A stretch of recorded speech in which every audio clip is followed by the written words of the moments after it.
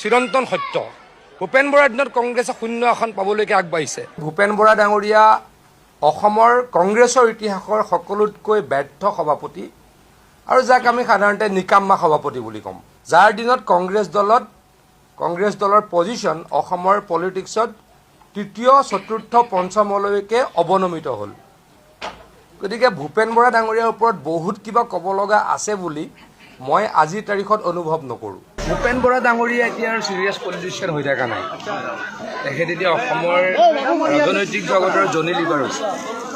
তেখেত এজন কমেডিয়ান হৈ গ'ল। ভূপেন বৰা ডাঙৰীয়া কিবাটো অলপ ভাবিছে চাগে, কিবা এটাতো প্ৰফেশ্যন ল'ব লাগিব।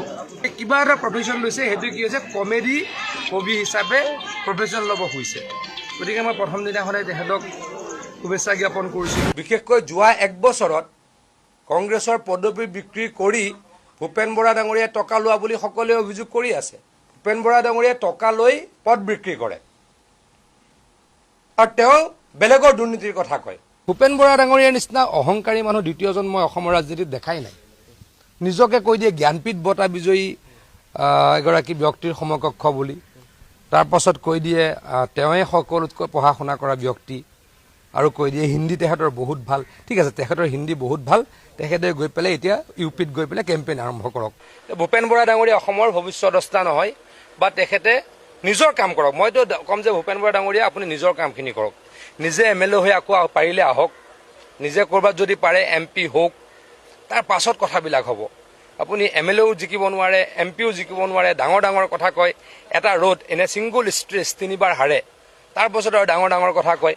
তাৰপিছত দলৰ কাৰ্যকৰ্তাসকলে টকা লৈ পদবী দিয়া বুলি দলৰ সভাত হুলস্থুল কৰে।